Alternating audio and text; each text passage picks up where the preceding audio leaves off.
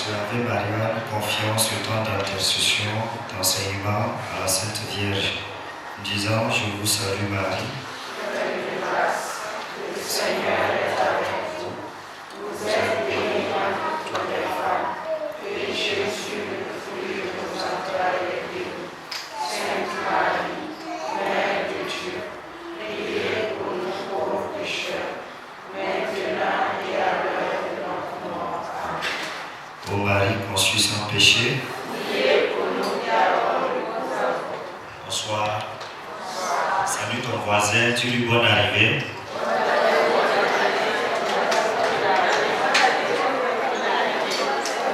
Alléluia. Je voulais voir si certaines personnes parlent. Je me suis rendu compte que des gens parlent. Quand on dit d'élever la voix, ils ne peuvent pas élever la voix. Dis à ton voisin, Dieu te voit.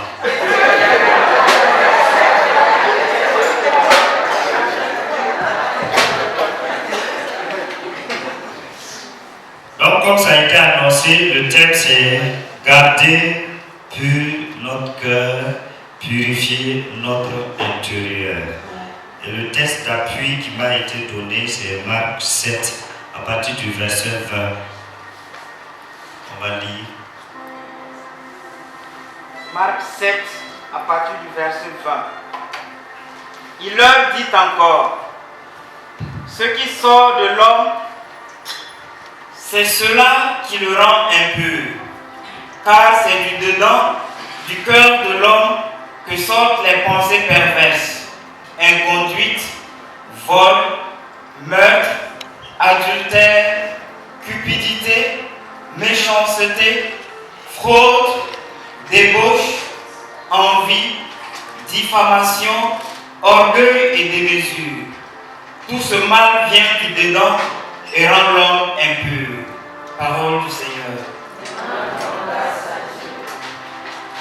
Et je pense que si nous avons compris ce passage, on n'aura pas besoin de beaucoup de développement. Donc dis à ton voisin, c'est du dedans de l'homme que viennent toutes les pensées impures. Donc tout ce qui sort de nous, c'est ça qui nous souille et non pas ce qui rentre. Quand vous allez lire plus haut, vous allez voir que Jésus a interpellé, voilà. Parce que les gens se plaignaient par rapport aux aliments, il dit non, ce n'est pas ce qui rentre dans le cœur de l'homme qui le souille dans son corps. Mais parce que ce qui rentre, ça part dans le lieu d'aisance. C'est ce qui sort. Amen. Alléluia. Amen. Demande à ton voisin, c'est quoi qui sort de ton cœur?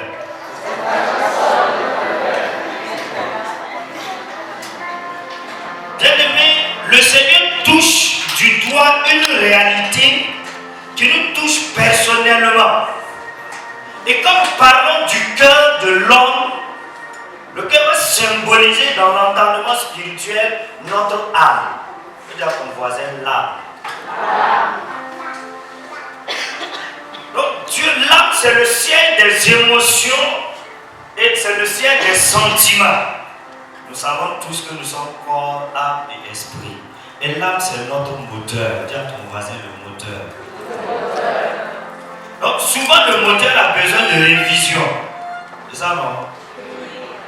C'est-à-dire que l'huile est souillée. Quand l'huile est souillée, souvent ça ne démarre pas bien. Il y a des... Dis à ton voisin, ce soir on va faire une petite révision.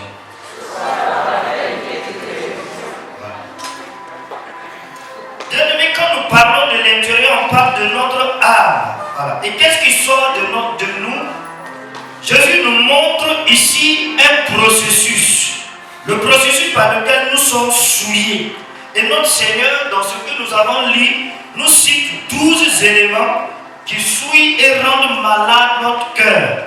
Notamment les pensées perverses, l'inconduite, le vol, le meurtre, la cupidité, la méchanceté, la fraude, la débauche, l'envie, diffamation, orgueil et démesure.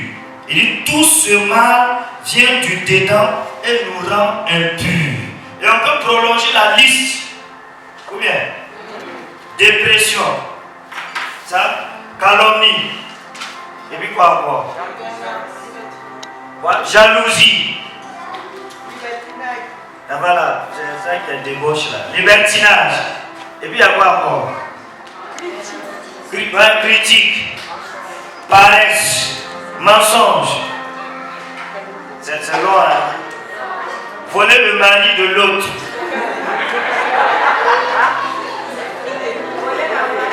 Voler la femme de l'autre. Le désir de faire mal expressément. Il y en a qui sont salauds, qui sont maso. Quand tu souffres, ça les plaît. Amen. Alléluia. Bien-aimés, toutes ces choses sont ce que moi j'ai appelé les maladies de l'âme. Et quand tu constates un élément de cela, ça veut dire que ton âme est malade et que tu as besoin de médecine. Dans ton voisin, ton âme est malade. Il y a l'amour de l'argent. On a oublié de citer ça. Dis à ton voisin, l'amour de l'argent. Oui. Le Seigneur nous interpelle sur l'âme parce que c'est très essentiel. Voilà. Il va nous dire que n'ayez pas peur de celui qui peut tuer le corps, mais qui ne peut pas tuer l'âme. Mais ayez peur de ce qui peut tuer le corps et l'âme. C'est ça, non? La maladie, oui. Est-ce qu'il y a la paresse, le fait de ne pas vouloir prier. Quelqu'un qui n'aime pas Dieu. Il y en a, non? Ouais, j'aimerais qu'on acclame pour les femmes. Les femmes,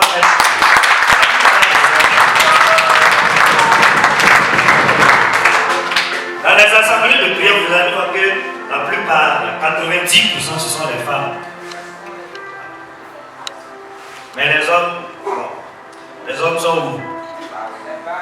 Ils sont dans les bars. Alléluia. Alléluia. Voilà. Le Seigneur va nous demander de veiller sur notre cœur plus que toute autre chose. Parce que c'est de là-bas que viennent les desseins mauvais. Voilà. Quand ton cœur est athée, ça veut dire que tu es athée même dans ce qui va te faire mouvoir. La maladie du cœur empêche beaucoup de personnes de pouvoir se déployer. Et quand votre cœur est malade, ça obscurcit votre intelligence, votre capacité de réflexion. Par exemple, quand vous prenez une personne qui est en proie au mensonge, quelqu'un qui ment va jeter sur son intelligence un voile ténébreux. Et cela va l'empêcher de pouvoir avoir le discernement. Certaines personnes disent que Dieu ne m'écoute pas. Je n'entends pas Dieu. Est-ce que tu ne couvres pas un esprit de mensonge? Demande à comprendre. Est-ce qu'il n'y a pas un esprit de mensonge? Mais si tu mens, il y en a qui ont une telle facilité de mensonge aujourd'hui. Bonjour, comment tu vas? Tu es où? Bonjour, je vais bien, je ne suis pas là. Alléluia. C'est tellement facile. Et le péché est devenu monnaie courante. On n'a plus peur de pécher. On n'a plus peur de pécher. Ou bien, le péché ne fait plus peur. Alors que la plus grande grâce que nous devrons rechercher, c'est la grâce de la sanctification. La sanctification sans laquelle nul ne peut voir Dieu. Si tu ne cherches pas la sanctification, tu ne peux pas voir Dieu. Celui qui veut voir Dieu doit chercher à se rendre saint. Quand nous parlons de sanctification, on ne parle pas d'un état d'impeccabilité. L'impeccabilité, ça veut dire quelqu'un qui ne pêche pas. Il n'y a pas d'homme qui ne pêche pas. Il n'y a que des pécheurs repentants. Voilà.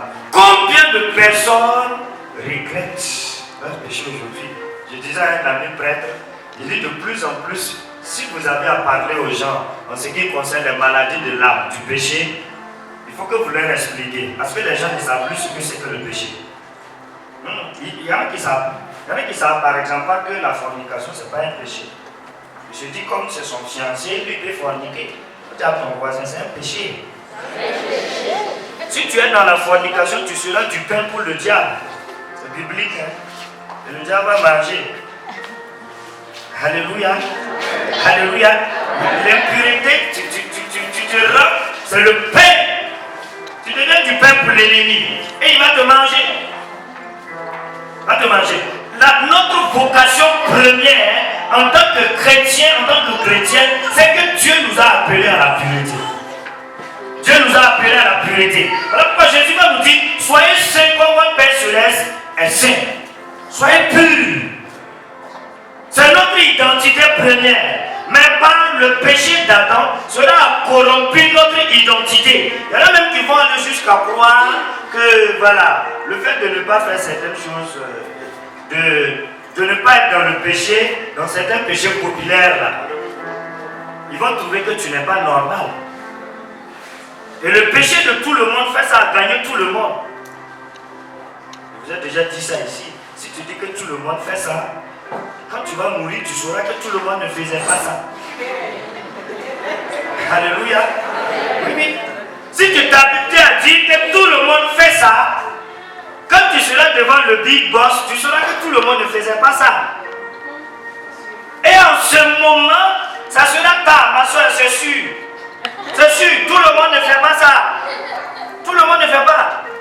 Il ne faut pas tromper la vigilance et corrompre la mentalité des gens pour nous faire croire que tout le monde est dans ce que tout le monde fait.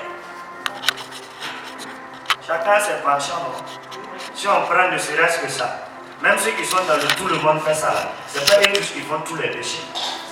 Ou bien, chacun son péché. Vous allez voir des gens, ils sont drogueurs. Il y a des gens, ils sont des coureurs de jupons, mais ils ne se droguent pas. Ou bien, il y a des personnes qui sont de grands escrocs, de grands bandits. Ils détournent tous les fonds. Alléluia. Mais ils ne cherchent pas femme de quelqu'un. Mais il y en a qui ont tout. Il y en a qui ont tout. Ça veut dire que tous les péchés là, ils ont tout. Oui, il y en a qui ont tout. Et ce sont des personnes que Dieu aime. Alléluia. Alléluia. Alléluia. Bien-aimés, pour pouvoir nous libérer, pour que Dieu guérisse notre cœur, nous devons nous rendre compte que nous sommes malades. Beaucoup de gens ignorent leur maladie. Ils ignorent. Quand une personne est triste, ça signifie quoi? Qu'est-ce qui peut rendre quelqu'un triste? Les pensées. Alléluia. Si Dieu règne dans notre cœur, ça veut dire que la tristesse n'a pas le droit d'être là. Mais si à un moment donné la tristesse s'installe, ça veut dire qu'on s'est déconnecté de la présence de Dieu. Et le premier réflexe que nous devrions avoir, c'est d'aller nous laver. Dis à ton voisin, il faut te laver. Ici, il ne s'agit pas. Le plus grand soin avec lequel nous entretenons notre corps, notre extérieur, pour nous embellir, le Seigneur nous classe les choses. Il nous dit ce soir que ce qui est important aux yeux de Dieu, c'est de chercher à embellir ton âme. Chercher à embellir ton âme. Parce que c'est de là que vient la source de la vie. Dis à ton voisin, source de la vie. C'est de notre cœur que jaillit les sources de la vie. Combien de personnes aujourd'hui sont vivantes en réalité? Quand on prend tout un chacun de nous ici, combien sont vivants? Combien peuvent dire, moi je suis vivant? Je vous ai dit, ça, je ne sais pas si c'est ici ou bien c'est quelque part. Combien de personnes sont dépendantes de Nescafé? Tous les matins, ils tapent Nescafé, ils boivent. Alléluia. Combien? Ah, tu me distrais, ma soeur. Je n'ai pas dit que c'est tout le monde. Je prends des exemples. C'est des questions que je pose. Combien de personnes sont dépendantes de Nescafé? Combien de personnes sont dépendantes des médicaments, paracétamol et Ferragran? Combien de personnes se voient obligées de prendre ça pour pouvoir dormir? Combien de personnes se voient obligées de prendre des vitamines, des trucs, des boissons énergisantes? Souvent on ne se pose pas la question, pourquoi je prends tout le temps des boissons énergisantes? Alors que d'une manière naturelle, le corps a la capacité de se régénérer. Ou bien, Quand nous prenons le système du vaccin, quand on te vaccine, ça dit qu'on te met un anticorps et le corps lutte, c'est ça non? Contre ça, et ça développe une certaine immunité. C'est-à-dire que d'une manière naturelle, le Seigneur, en nous créant là, a fait en sorte qu'il y a des virus normalement qui ne peuvent pas nous tuer. Parce que intérieurement, nous avons la disposition, nous avons en même temps le médicament, les défenses nécessaires pour lutter contre ce virus. Mais pourquoi nous n'avons pas ces défenses aujourd'hui? Quand l'âme est atteinte, il y a automatiquement des répercussions sur le corps. Combien de personnes prennent des médicaments de tension? C'est beaucoup, non? Combien de personnes prennent des médicaments de tension? Tu as fait quoi pour avoir la tension? Qu'est-ce qui s'est passé? Alléluia.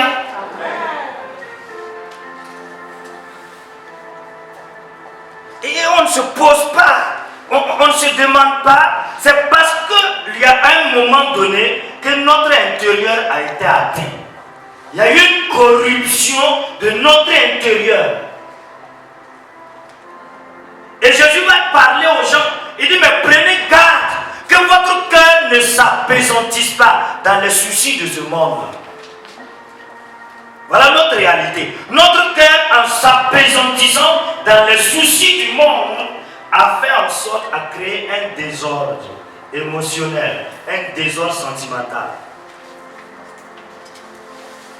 Quand vous êtes atteint dans vos sentiments, quand vous êtes atteint émotionnellement, il n'y a plus de garde.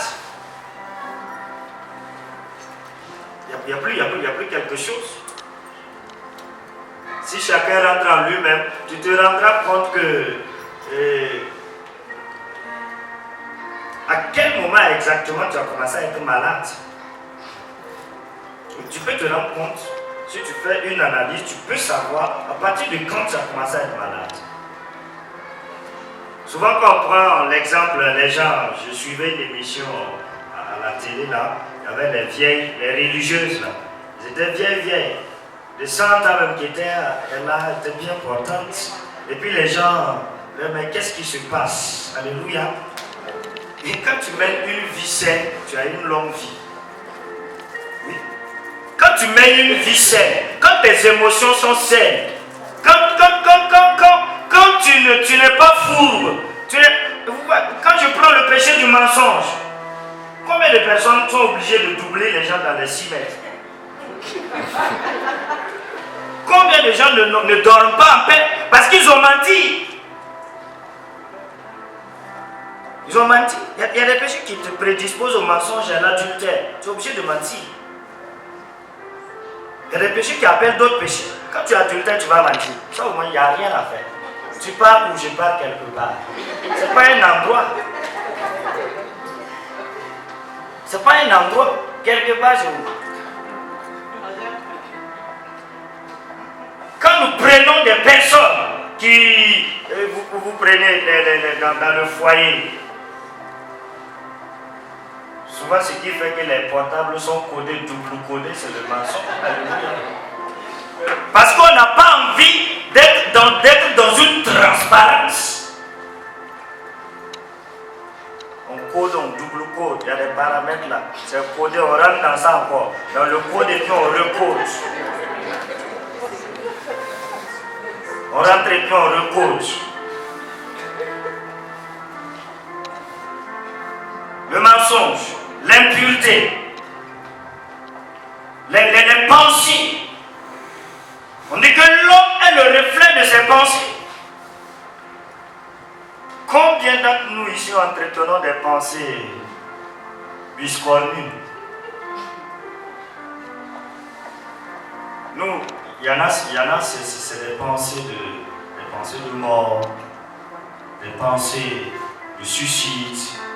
Il y a d'autres, c'est des pensées, c'est de la rancune, des pensées d'impureté, le découragement. Et la personne circule avec tout ça. Je pense que je disais ici, quand nous regardons Comment est-ce que nous nous comportons en circulation? On peut savoir aisément que notre société est malade. On peut savoir aisément que les gens ils sont malades. Dans nos familles, on peut savoir que la maladie de l'âme est réelle. Combien de personnes partent chez le médecin? Il y a une première catégorie de gens qui savent qu'ils sont malades. Ils vont aller chez le médecin, mais ils ne veulent pas que le médecin, ils ne veulent pas accepter le traitement que le médecin va leur donner. Le médecin ici c'est le Christ. Ils savent que ce traitement va exiger une certaine souffrance. Ils ne veulent pas. Ils veulent être traités à eux-mêmes leur manière. De la manière dont je suis là, je sais que c'est comme ça que les choses doivent être. Alléluia. Dis à ton voisin, notre manière n'est pas la bonne. C'est la manière du Christ qui est la bonne.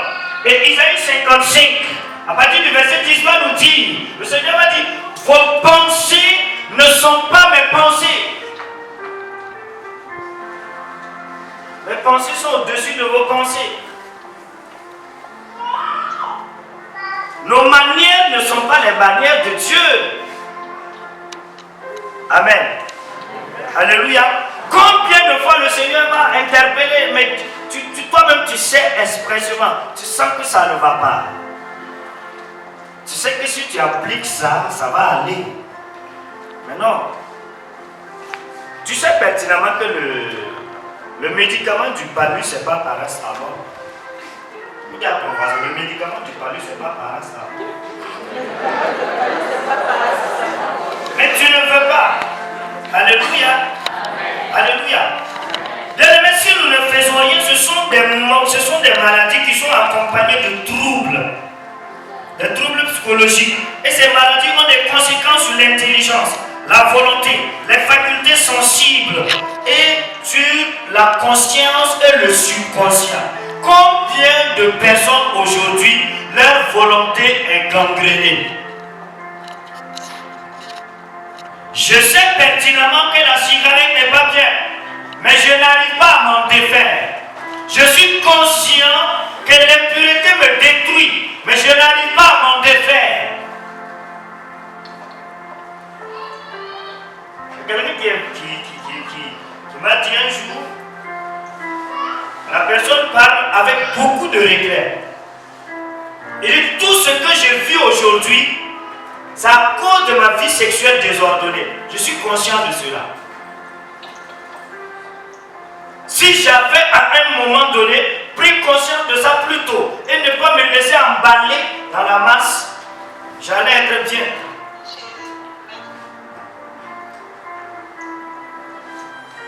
Qu'est-ce qui est rentré dans ton cœur? Alléluia. Alléluia. Bien-aimé, il y a les malades qui refusent tout ennui à cause de la souffrance. Et une deuxième catégorie de malades, les gens qui choisissent leur remède eux-mêmes. Ils sont devant le Seigneur, ils choisissent leur remède. Seigneur, c'est vrai, tu es à bout, mais voilà. Le médecin dit on va faire ça, dit non, c'est ce traitement qui me convient. On va aller doucement, doucement. Alléluia.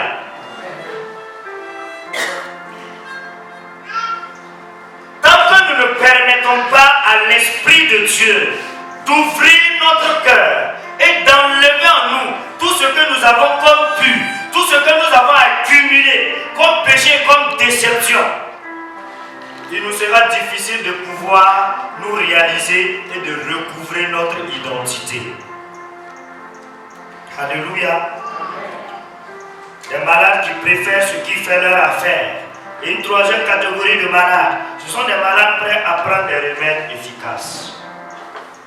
Ils savent qu'ils sont malades, que leur cœur est malade, qu'ils ne vont pas bien. Et ils sont prêts à tout.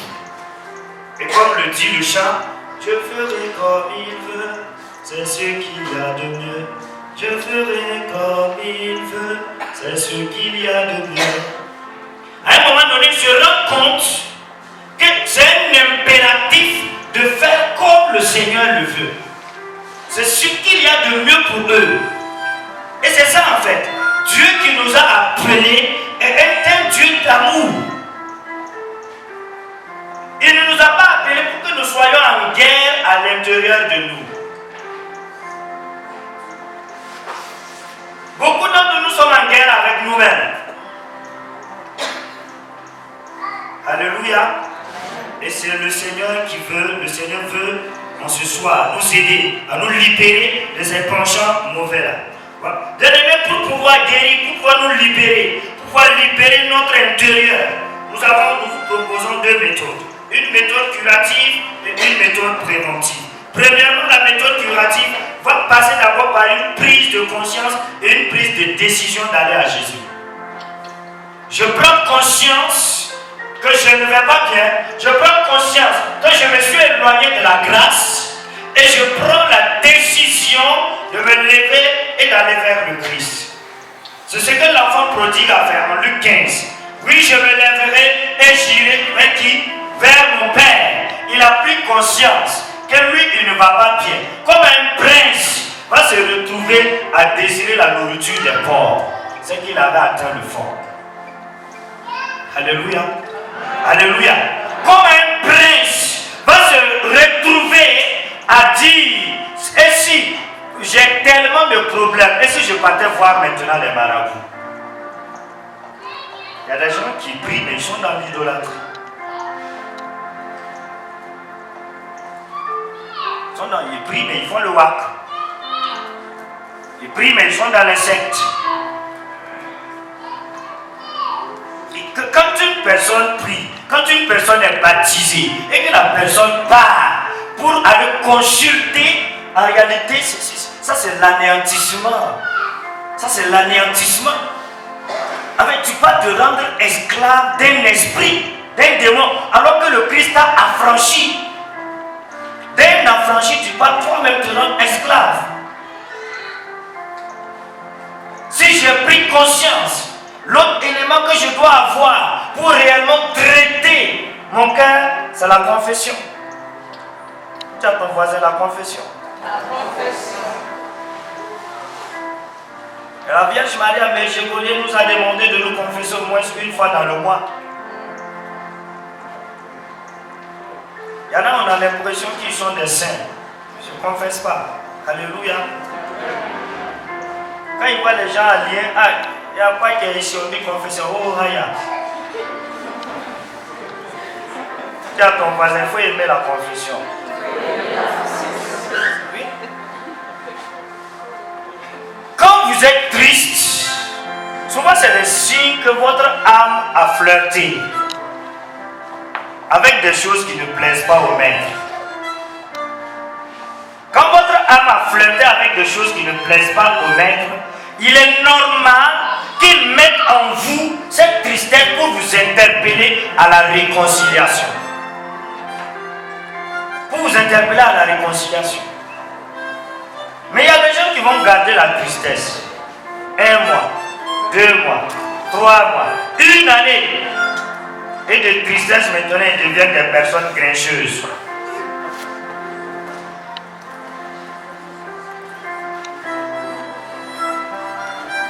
Et sur ce chemin des méthodes curatives pour nous traiter, nous avons besoin de l'intercession de la très sainte Vierge Marie. De la prière du rosaire.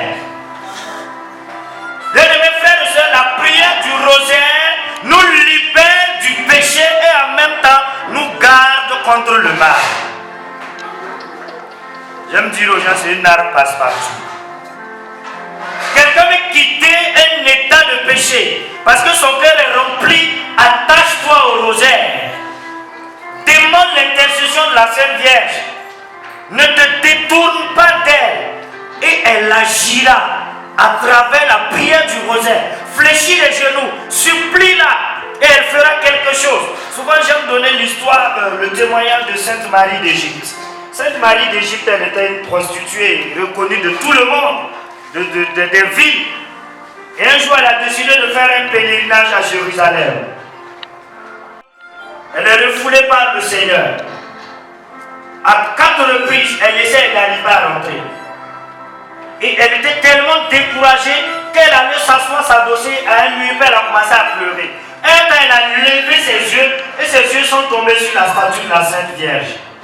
Et elle s'est levée, elle allait s'agenouiller. Elle dit, maman, ton fils m'empêche de rentrer. Mais je sais de rentrer dans sa présence. Mais je sais que si toi tu lui parles, il va t'écouter. Et s'il t'écoute, je prends la décision de me convertir et de ne plus jamais pécher.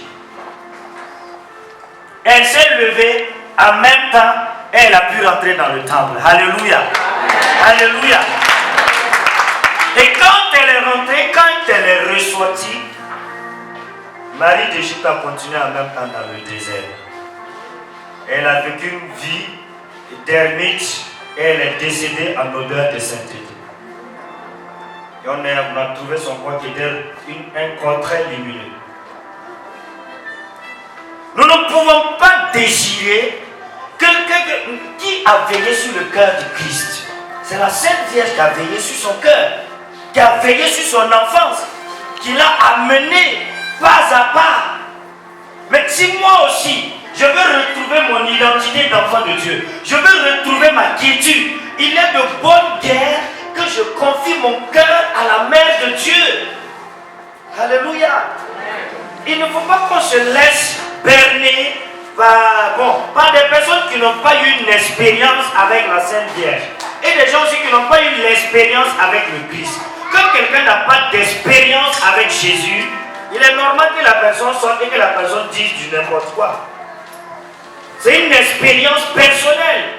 Si je n'ai pas d'expérience et que je n'en veux même pas, c'est normal que je parle. Alléluia. Alléluia. L'autre élément qui est très important, il faut que nous croyions à la communion des saints. Les saints intercèdent pour nous dans nos états d'âme. Les éléments contre lesquels nous luttons, il y a des saints qui ont triomphé de ça. Il y a des saints qui ont triomphé de ça.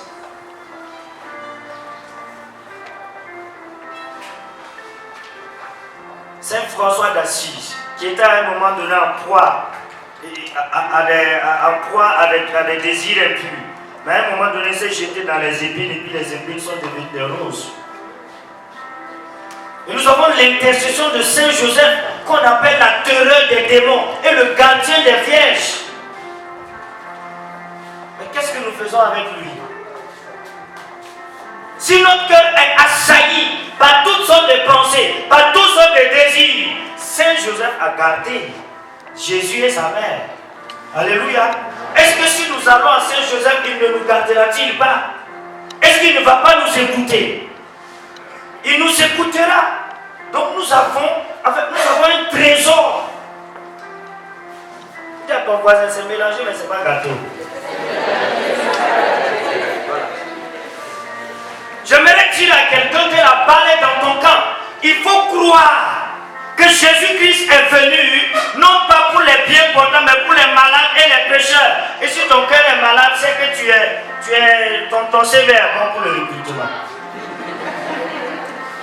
Alléluia. Non, si ton cœur est malade, le ciel est bon.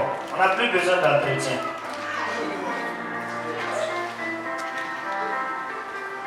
Quand nous parlons il y a l'autre élément, comment nous pouvons prévenir,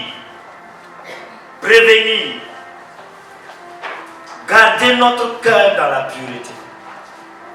Ça, c'est les préventions. Les prières préventives valent mieux que les prières curatives. Dis à ton voisin, la prévention vaut mieux que guérir. Alléluia.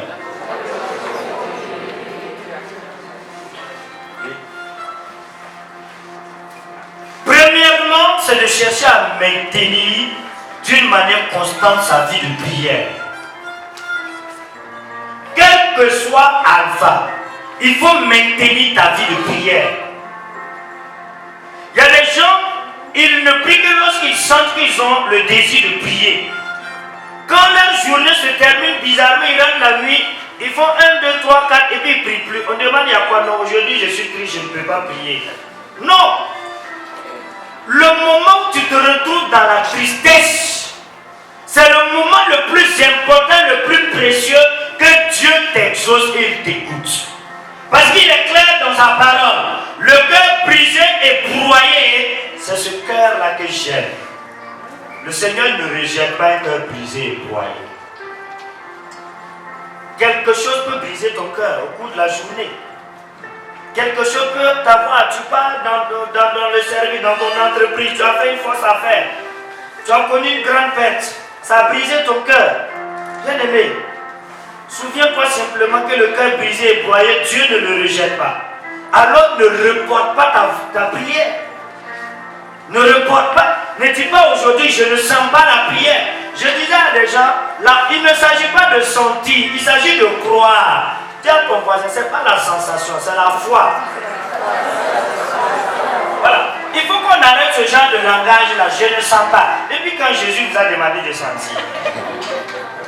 Jésus nous a dit de croire, il ne nous a pas dit de sentir. Tu n'as pas besoin de sentir que ton cœur est disposé à la prière et de croire, avant de croire que Dieu est présent. Le Seigneur dit, je suis là, quand tu pries, quand tu l'invoques, il est là. Invoque-moi au jour de la détresse et je te répondrai.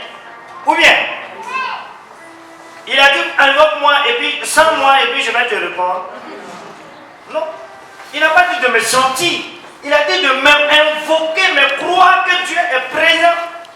Mais nous nous laissons attaquer par le diable. Pendant la plus grande cible du démon, c'est notre tête. Dans le combat spirituel, ne cherchez pas ailleurs. Ce sont les pensées. Le diable nous attaque dans nos pensées.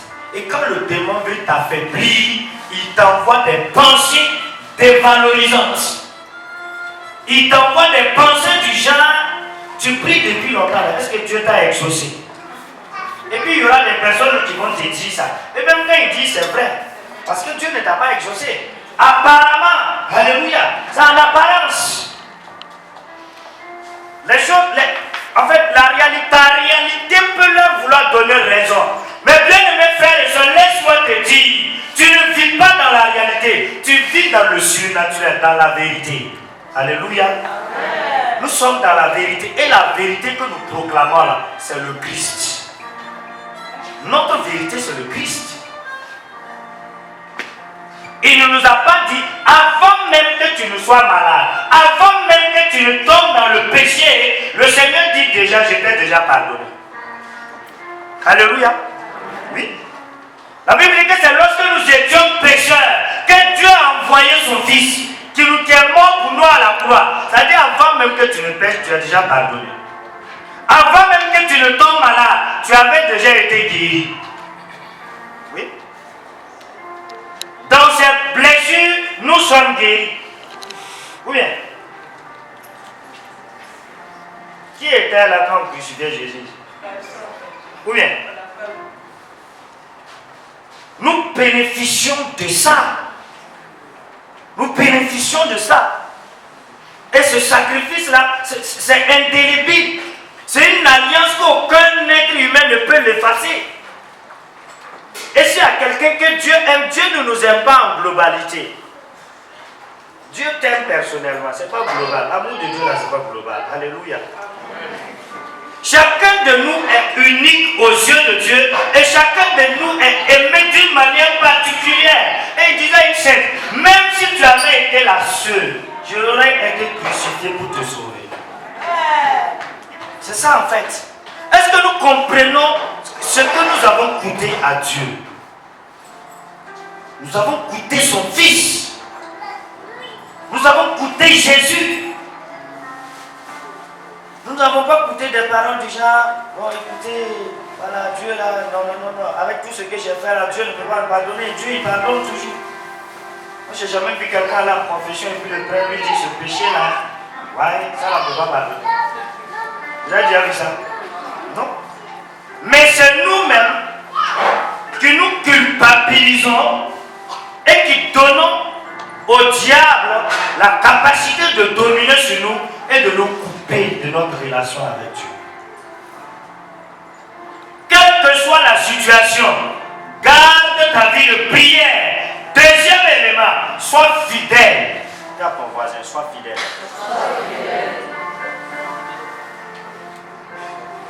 Beaucoup de gens ne sont pas fidèles.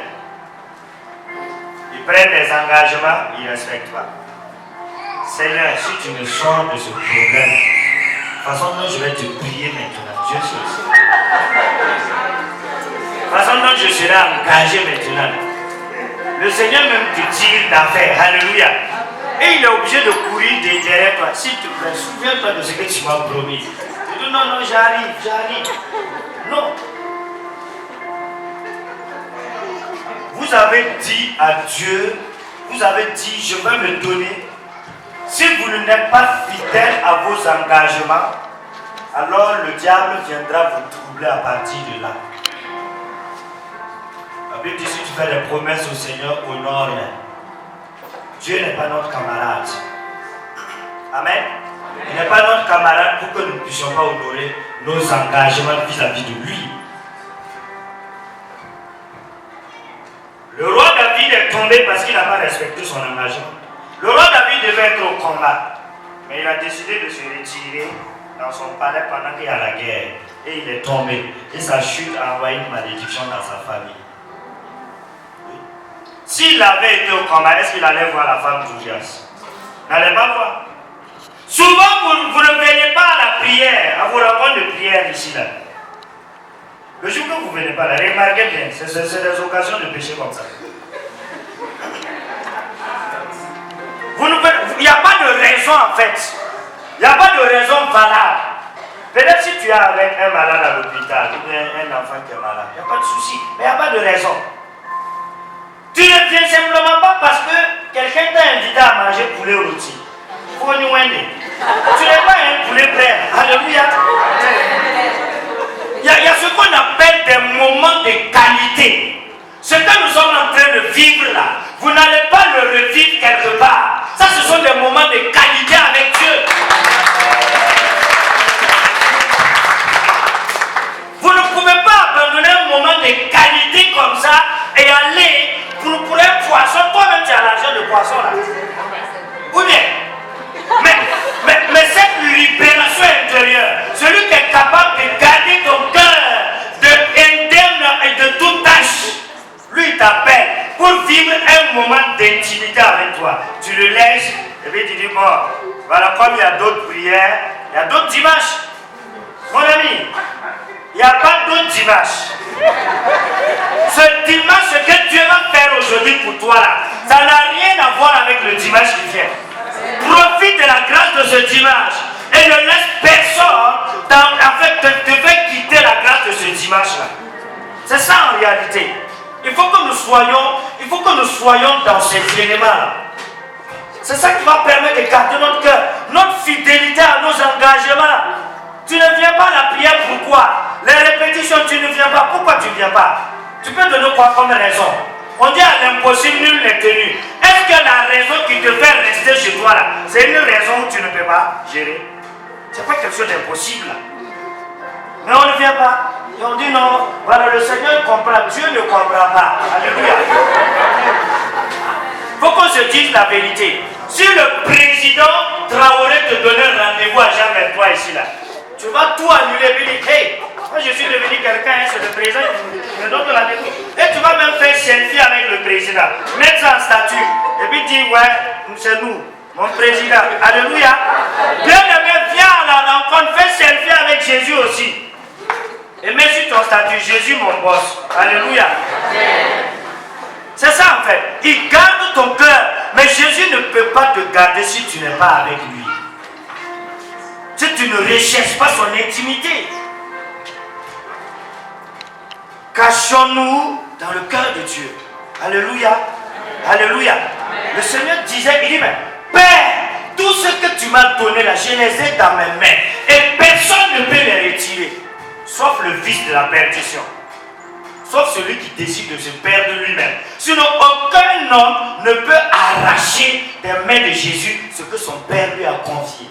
Et chacun de nous là, Dieu nous a donné à Jésus pour qu'il nous garde. Et quand nous parlons de Jésus, je vous parle de quelqu'un qui a triomphé de la mort. Il a été mis, il a subi toutes les épreuves. Et il est sorti indemne de toutes les épreuves. Vainqueur de toutes les épreuves. vainqueur de toutes les épreuves. Aujourd'hui, les gens cherchent des alliances. Ils cherchent à aller se lier avec telle personne pour être quelqu'un. Attache-toi à Jésus, tu seras quelqu'un. Alléluia. Amen. Attache-toi à Jésus. Attache-toi à Jésus. Et que ton attachement soit sincère. On n'est pas sincère. Beaucoup de gens ne sont pas sincères dans notre attachement. Est-ce que ton cœur est en Christ? Jésus même nous a déjà prévenus. Il dit, mais lorsque vous allez entendre parler de guerre, vous allez entendre parler de maladie, vous allez entendre parler de soulèvement, il dit, mon ami, calmos, sois tranquille, lève la tête, c'est le moment de la délivrance. Il n'a pas dit de t'angoisser. Nous vivons aujourd'hui, votre thème est un très bon thème, nous vivons aujourd'hui des situations de crise. Et la crise fait en sorte que le cœur de beaucoup de gens sont troublés. Le cœur de beaucoup de gens sont troublés. Quelle attitude devons-nous adopter dans les situations de crise? L'attitude, c'est l'attitude par excellence de la foi. L'élément que je cite encore, attachez-vous à la parole de Dieu. La parole de Dieu gardera votre cœur dans le repos du Seigneur. Alléluia. Lisez le psaume 23. L'Éternel est mon berger, je ne manquerai de rien. C'est ça, non? Sur des prés d'herbes fraîches, il me fait reposer.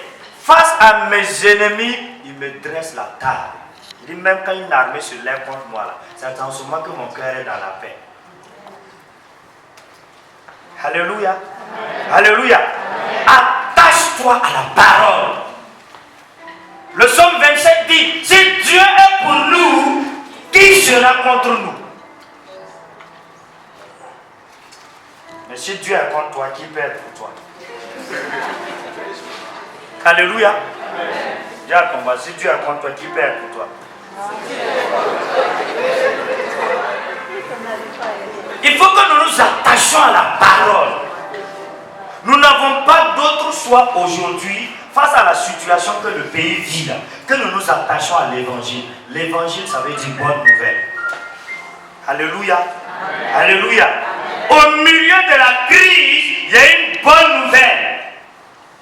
Et je le redis encore, je reviens encore sur la très sainte Vierge Marie. Vous m'excusez pour ceux qui ne sont pas mariés, moi je l'aime bien. Toutes les grandes apparitions de la Vierge Marie, là, ce sont des moments de crise. Ça a été à des moments de crise, des moments de guerre, qu'elle a apparu pour donner des messages importants. Et parmi les messages, il y a deux messages que vous trouvez. Premièrement, convertissez-vous. Deuxièmement, priez le rosaire pour que la guerre prenne fin. Alléluia. Amen. Non, il n'y a pas de débat. Pas de débat. Même avant le génocide rwandais, elle est apparue à Kibéo. Elle a donné des instructions. Elle a donné des instructions. Mais qu'est-ce que nous avons fait? Nous avons toutes les révélations. Mais malgré tout ça, nous avons occasion que notre cœur se trouble. Qui a troublé ton cœur? Dis à ton voisin, en ce moment-là, qui trouble ton cœur? Souvent, nous ressemblons à des personnes qui sont en train de chanter, des gens qui rient, qui se chatouillent eux-mêmes. Oui. C'est ça en réalité. La parole de Dieu doit être au centre de notre vie. C'est cette parole qui va garder ton cœur dans la pureté. C'est cette parole qui va garder ton cœur dans les voies du Seigneur. Pour que tu ne te détournes ni à droite ni à gauche. Alléluia. Amen. Alléluia. Amen. C'est ça en fait. Vous pensez, et regardez, qu'est-ce qui a animé les missionnaires? S'il n'y avait pas quelque chose d'exceptionnel, j'étais en train de lire le martyr. Et le martyr au niveau de l'Amérique. Quand on a attrapé les martyrs, on les tue et puis ils chantent. À la fin, les Indiens ont pris le cœur de certains, ils ont mangé. Il dit, ces hommes-là ne sont pas des hommes. Comment c'est possible que dans tout ça, dans tout ce qu'on vous fait subir, vous avez encore un cœur pour chanter? Ils ont pris leur cœur et puis ils ont mangé. Pour qu'eux aussi, ils soient encouragés comme eux. Ce qu'ils n'ont pas compris, ce n'est pas le cœur qu'il faut manger. Dis à ton voisin, c'est Jésus qu'il fallait. C'est Jésus qu'il fallait. Et toi et moi, nous mangeons Jésus tous les jours, pour ceux qui font les messes tous les jours, mais chaque dimanche, et puis tu chantes Alléluia. Mais qu'est-ce qui se passe après le Tongo Wari? Non. Le Tongo Wari, voilà. Après ça, il y a quoi? Après avoir pris le corps du Christ, l'attachement à l'Eucharistie, il faut nous attacher à ça. L'adoration. Celui qui adore, celui qui a découvert le chemin de l'adoration, a découvert le chemin de... C'est un chemin royal. Oui. Là où il y a l'adoration eucharistique, vous avez découvert un chemin royal. Vous ne pouvez pas être un adorateur, une adoratrice, et puis toujours être une personne bizarre. C'est parce que le cœur n'est pas en paix que les gens sont bizarres. Alléluia. Vous dites à ton voisin, il faut oublier que quelqu'un m'appelle bizarre. J'ai découvert Jésus.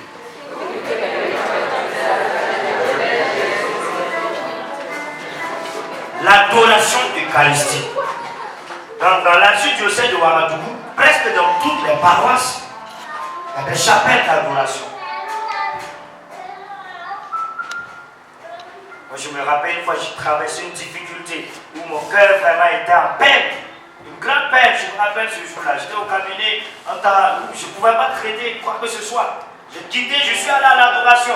Arrivé à l'adoration, je commençais à adorer le Seigneur.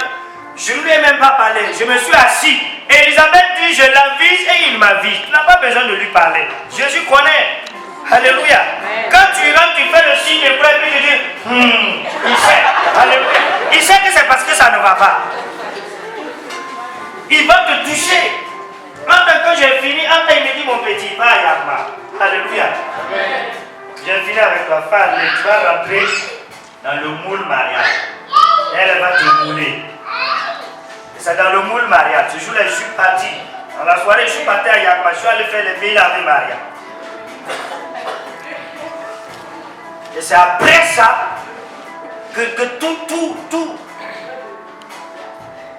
C'est après ça que toutes les choses sont. Bon, j'ai retrouvé cette paix intérieure, tout et tout. Qu'est-ce que nous faisons? Nous avons tout reçu. Alléluia. Alléluia. Amen. Alléluia. Amen. Il faut vous habituer. La parole de Dieu va fortifier votre esprit. La parole de Dieu va fortifier ton esprit. Tous les jours, quand tu proclames la parole, tous les jours tu proclames la parole s'imprime dans ton âme. La parole s'imprime dans ton âme. Et au jour de la détresse, tu n'auras plus besoin de te lever et dire, la Bible a dit. Et puis ça ne répond pas. Tu dis la Bible a dit, la Bible ne répond pas. Alléluia. Parce que tu n'es pas habitué.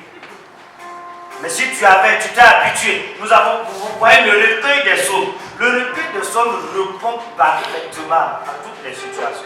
Vous avez toutes les situations dedans. Il y a des gens qui ne sont même pas chrétiens, mais ils exploitent ça grave. Alléluia. Alléluia. Bien-aimé, que Dieu te bénisse. Amen. Que le Seigneur te réponde au jour de la détresse. Amen. Qu'il garde ton cœur. Afin pour pouvoir garder. Quand vous lisez, il dit la parole. Quand vous lisez la parole vous libère de certaines impuretés. Oui. La parole vous libère de certaines impuretés. Moi, j'ai fait une expérience en son temps avec la parole de Dieu. Je me suis retrouvé, je suis en train de méditer la parole, je lis la parole et je me retrouve en train de pleurer. Alors que dans mon esprit, un garçon ne pleure pas.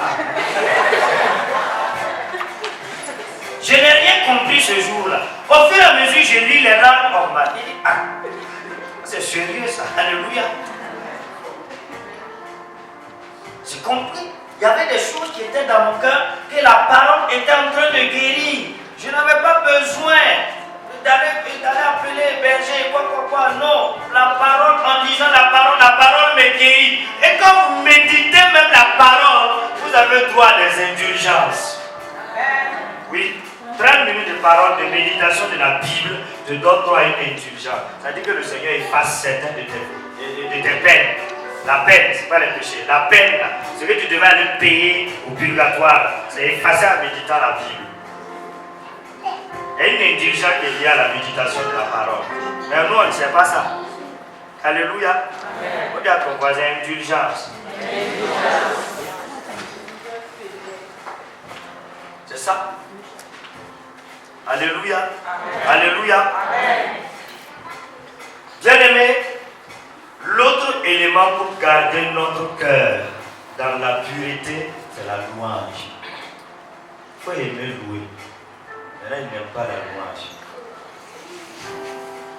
Louange, ça veut dire avoir une belle voix forcément. Même si tu as une voix de corbeau là, Dieu comprend. Voilà. Mais souvent, de grâce, souvent dans l'assemblée, ne chante pas trop fort. Parce que tu veux t'empêcher les autres de prier. Mais si tu es seul là, il faut bien louer. Alléluia. Il y a un monsieur qui parlait de sa femme. Sa femme aime la louange. Malheureusement, elle n'a pas une belle voix. Mais le jour qu'elle se lève, elle se met, elle loue, elle chante, elle danse. Il dit, ma femme, alléluia. Elle s'en fout, alléluia. Et elle est convaincue d'une chose, elle loue son Dieu. Elle loue. Elle loue son Dieu. Le cœur où règne la louange est un cœur qui devient le trône de Dieu. Un cœur qui loue est un cœur qui est le fauteuil du Seigneur. Et toi, là où Dieu s'assoit là, quelqu'un peut oser venir s'asseoir là. Amen. C'est pas n'importe quel fidèle qui va venir s'asseoir dans ton cœur parce que ton cœur est déjà le trône, le fauteuil de Dieu. Même quand vous prenez les familles vous aussi, là où le chef de famille s'assoit, on ne donne pas sa personne de s'asseoir là-bas. Mais si toi tu décides d'offrir ton cœur comme un sacrifice de louange à Dieu, tout ce qu'on a cité, débauche, impureté, vol, ça va pas, ça ne peut pas rentrer. Ça ne peut pas. Ça ne peut pas. C'est parce que souvent on offre des occasions au diable qu'il nous fait pécher. Oui. C'est des occasions que nous, on lui donne. C'est l'ignorance. L'ignorance de ce que Dieu a réellement fait pour nous. Nous sommes affranchis. Hein. Dis à ton voisin, tu es affranchi.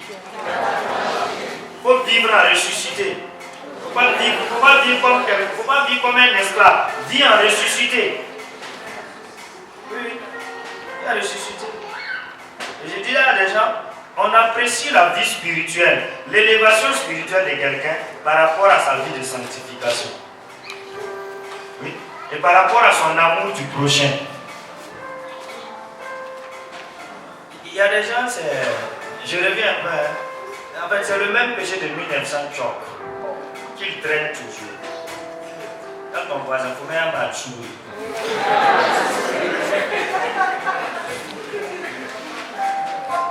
Je termine par un élément, demeurer dans la grâce. Il faut demeurer dans la grâce. Pour demeurer dans la grâce, il y a un effort. Il y a un effort. Pour que ton cœur ne soit pas troublé, pour que ton cœur ne soit pas un dépotoir des esprits, ou bien de tout ce qui est comme impureté, comme péché, il y a des efforts à fournir. Il y a des efforts, il faut gêner. Il y en a qui n'aiment pas gêner. Et non, le jeûne là, ce n'est pas le jeûne de nourriture seulement. Qui t'a dit? Le jeûne que nous respectons là, c'est le jeûne de Jésus. Il a fait 40 jours, 40 nuits sans manger ni boire. Toi-même, tu te connais. Tu te connais, ton affaire de nourriture est compliquée. Alléluia. Jeûne, il faut dire à ton voisin, il faut jeûner. Voilà. Prive-toi de la nourriture, c'est bon aussi pour l'organisme. Ça va même t'aider à être skinny. Le jeûne même soigne. Alléluia. Le jeûne soigne, c'est thérapeutique. Ou bien, le jeûne soigne aussi bien le physique que le spirituel. Non, nous on ne jeûne pas. On ne jeûne pas. On dit non, bon en fait, non, il ne faut pas diluer les choses. Hein. Jésus a jeûné 40 jours et 40 nuits sans manger, c'est pas ça. C'est au bout de ça qu'on lui a donné à manger. Si tu jeûnes là, si tu n'es pas malade, prive-toi de la nourriture. Ne dis pas que non, que le jeûne là, c'est... Il y a déjà, dans le mois de février, on va rentrer carême. Quand tu leur demandes, ils vont dire non, ça c'est pas jeûne. Le jeûne qui plaît à Dieu. Alléluia. Ils vont ouvrir la parole, t'enseigner. Alléluia. On n'a pas dit que ce n'est pas biblique. Mais tu te connais toi-même. Tu te connais, dis à ton voisin, chacun se connaît. Oui. Chacun se connaît. Je vous assure, il y a des péchés. Tant que vous n'allez pas vous priver de nourriture et de boissons, ces péchés ne peuvent pas vous quitter. C'est très difficile. Il y a certaines pénitences qui plaisent à Dieu. Je reviens encore. Moi, je suis beaucoup attaché aux apparitions de Fatima. Vous voyez, à Fatima, les enfants, quand ils ont décidé, la Vierge Marie leur dit quoi?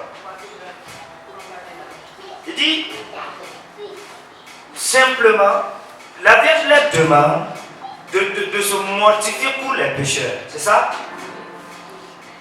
Qu'est-ce que les enfants font? Les enfants attachent la porte, ils cherchent des épines, ils se flagellent, mais à aucun moment des apparitions, la Vierge Marie est venue leur dire que ce que vous faites n'est pas bien. Elle a seulement dit à Lucie, il ne faut pas dormir avec la corde. Il ne leur a pas, c'est des petits enfants. Elle pouvait dire, bon, vous aussi, vous êtes petits, il ne faut pas faire ça, vous allez vous tuer. Il ne leur a pas dit ça. Même quand vous prenez les apparitions de Kibéo, il y a des pénitences qu'elle a données aux 4 affaires. Ils puissent gêner. Elle ne leur a pas dit de ne pas enlever la corde, d'arrêter la corde. Elle a juste dit, ne dors pas avec la corde. La pénitence est importante pour nous éviter de tomber dans certains péchés. La pénitence est importante. Oui, c'est important pour nous éviter de tomber dans certains péchés. Et si nous n'empruntons pas cette voie de la pénitence, il sera difficile que nous soyons corrigés, que nous puissions corriger, que nous puissions nous garder dans la paix. Je vous prends un exemple. Quelqu'un qui fait jeûne d'Esther, deuxième jour le soir, il parle à quelqu'un. Il n'a pas le temps pour critiquer. Le troisième jour, vers les 11h midi comme ça. Même quand vous lui parlez là, il vous regarde. Il te regarde. Alléluia. Il dit à quoi? Il dit non, ça va. Et d'une façon dont la personne devient douce. Amen. Pendant ce temps-là, il ne lève pas la voix. Il est calme. Vous n'avez même pas besoin de répéter son nom 2 fois. Quand vous parlez un peu seulement, il entend oui. Mais c'est ça. C'est important pour garder notre cœur en Dieu, pour nous éviter certains péchés. Un jour, je pense que c'est Saint Macaire. Le diable a rencontré Saint Macaire qui revenait avec son fagot pour entrer dans le monastère et il a voulu le tenter. Et ce n'était pas possible. Il lui dit, toi, il y a une seule chose qui est dans ton cœur. Et si cette chose te quitte, j'allais te tuer. Tu es trop humble. Et Saint Macaire, il a fait 20 ans, je pense 20 ans de jeûne. Et c'est au bout de 20 ans que le Seigneur lui dit, je te donne le charisme de guérison.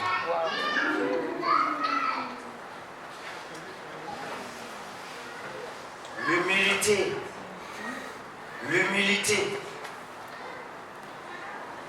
C'est quelque chose que nous devons cultiver. Je le disais à des gens, avec, je pense, c'est l'exorcisme d'Antoine Gray, le démon disait là-bas, sur 50 personnes qui se convertissent des péchés d'impureté, seulement 3 se convertissent du péché d'orgueil. Or, c'est ce péché qui a fait tomber Lucifer, mon maître. Le péché d'orgueil. Amen. Amen. Alléluia. Amen. Alléluia. Amen. Un cœur orgueilleux est très difficile pour que Dieu touche ce cœur. Très difficile. Que le Seigneur nous donne la grâce de l'humilité. Il y a la litanie à l'humilité. Si vous pouvez chercher ça pour moi, on va lire ça. On va terminer par là. Vous avez si quelqu'un à ça. Je vais vous lire, vous allez voir. C'est des grâces que nous devons demander. Et quelqu'un qui, ce qui a fait que la Vierge Marie a été élevée, C'est l'humilité. C'est l'humilité. En tout cas, c'est une des choses que le démon ne peut pas. Il ne peut pas contrefaire. Amen. Vous voyez, non? Litanie de l'humilité. Oh Jésus, doux et humble de cœur, rendez mon cœur semblable au vôtre. De ma volonté propre, délivrez-moi. Du désir d'être estimé, délivrez-moi. Du désir d'être affectionné, délivrez-moi. Du désir d'être recherché, délivrez-moi. Du désir d'être honoré, délivrez-moi. Du désir d'être loué, délivrez-moi. Du désir d'être préféré, délivrez-moi. Du désir d'être consulté, délivrez-moi. Du désir d'être approuvé, du désir d'être compris, du désir d'être visité, de la crainte d'être humilié, de la crainte d'être méprisé, de la crainte d'être réputé. Ouais, la crainte d'être humilié font que certaines personnes ils n'auront pas leur foi. La crainte d'être méprisé, comme il y a des gens qui vont courir derrière l'amour. La crainte d'être réputé, la crainte d'être calomnié. La crainte d'être calomnié fait qu'il y a des gens, ils vont tout faire pour être doudou. Vous voyez, non? Il ne faut pas que les gens, ils ne vont jamais dire la vérité parce que la personne ne veut pas qu'on parle mal de lui. Vous voyez, non? Il ne va jamais dire la vérité. La crainte d'être oublié, de la crainte d'être raillé, de la crainte d'être soupçonné, de la crainte d'être injurié, de la crainte d'être abandonné, de la crainte d'être refusé. Délivrez-moi. Que d'autres soient plus aimés que moi. Accorde-moi, Seigneur, le désir de le désirer. Que d'autres soient plus estimés que moi. Que d'autres grandissent dans l'opinion et que je diminue. Parce que même les gens de groupe de prière doivent faire cette prière-là tous les jours. Et que d'autres soient aimés, que d'autres soient élevés, que d'autres grandissent dans l'onction. Plus que moi, qu'on programme d'autres. Et que moi je ne sois pas programmé. Alléluia. Ça c'est moi qui suis en train d'ajouter à la litanie. D'autres soient estimés. Qu'on écoute la prophétie de d'autres plus que moi ma prophétie. Seigneur, délivre-moi. Alléluia. Que je puisse l'accepter. Que d'autres soient loués et que je sois oublié. Que d'autres soient employés et que je sois mis de côté. C'est ce que j'ai dit. Dans le groupe là, on dit voilà, tout le temps on t'appelle et puis toi on te laisse de côté. Si ça nous arrive, hein, on dit qu'à la campagne, tu prépares ça bien. Tu penses qu'on va te programmer pour la campagne. Tu n'es même pas dans la liste de l'équipe dirigeante. Peut-être qu'on va te dire bon, on va classer les balles. Tu vas prendre les feux. Alors que toi, de toute façon, non, tu as préparé ça. Révélation que tu as eu concernant la campagne. Alléluia. Toi-même, alléluia. Voilà, que d'autres soient loués, que je sois oublié. D'être inconnu et pauvre, Seigneur, je veux me réjouir. D'être dépourvu des perfections naturelles du corps et de l'esprit. Qu'on ne pense pas à moi. Voilà. Qu'on m'occupe aux emplois les plus bas. C'était une des prières de Saint Charbel. Saint Charbel faisait ça tout le temps. Il dit, donnez-moi toutes les tâches les plus viles. Tout ce que personne ne veut faire. Souvent, votre cœur sera troublé. Vous venez d'arriver parce que vous chantez, on vous a dit, le berger ou la bergère vous dit, voilà, aujourd'hui tu vas pas chanter, tu vas ramasser les bancs, tu t'énerves. Pourquoi? On a dit que là, il n'y a pas onction dedans. T'énerver? Ou bien, dis à ton voisin, tu t'énerves pourquoi? Ou bien on te dit non, voilà, voilà, je sens que voilà, pour un temps, il faut arrêter de faire écoute, tu ne vas plus faire écoute des gens pour un temps, mais tu ne vas plus chanter pour un temps, et puis tu t'énerves, et puis tu dis qu'on est jaloux de ton onction. Vous rabourez onction. C'est quelle onction? On va se respecter là. Alléluia. Souvent les gens ils ne respectent pas les responsables. Je vous dis une chose, je viens de Koudougou comme ça. Je suis allé à une récollection à Koudougou, je viens d'arriver de Koudougou comme ça. J'ai dit aux gens de Koudougou là, les responsables qui sont là, ils ont une onction que vous n'avez pas. Le responsable a l'onction de la nomination. Toi tu n'as pas ça. Te calmer. Toi tu es berger. Pas berger. Tu n'as pas cette onction sur ta vie. Le berger peut se lever et puis décréter quelque chose sur le groupe, une onction spéciale sur le groupe, et ça va arriver au groupe. Moi j'étais en 2008, non 2006, 2005-2006. Le berger il avait constaté qu'il n'y avait pas de mariage. Un vendredi il s'est levé, puis il a décrété l'onction de mariage dans le groupe. Et après les gens ont commencé à se marier. Ça c'est son onction qui lui permet de faire ça. Toi, même si tu es prophète, tu n'as pas cette onction. Alléluia. Dis à ton voisin, même si tu vois comment, tu n'as pas cette onction. Pourquoi? Oui, on dit d'être dépourvu de perfection naturelle. Qu'on ne pense pas à moi. Qu'on m'occupe aux emplois les plus bas. Qu'on ne daigne même pas se servir de moi. Qu'on ne me demande jamais mon avis. Qu'on me laisse à la dernière place. Qu'on ne me fasse jamais de compliments. Qu'on me blâme à temps et à contre-temps. Bienheureux ceux qui souffrent persécution pour la justice, car le royaume est des cieux est à eux.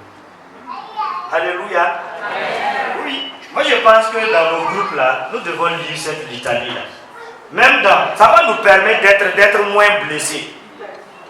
C'est la litanie de l'humilité.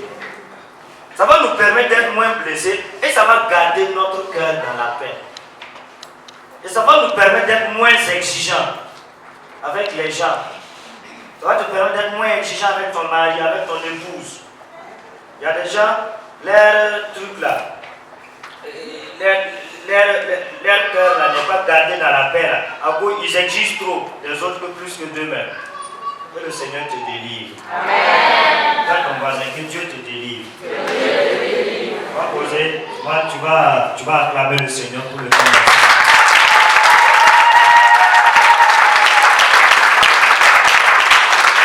Pose simplement ta main sur ton cœur, pose ta main sur ton cœur.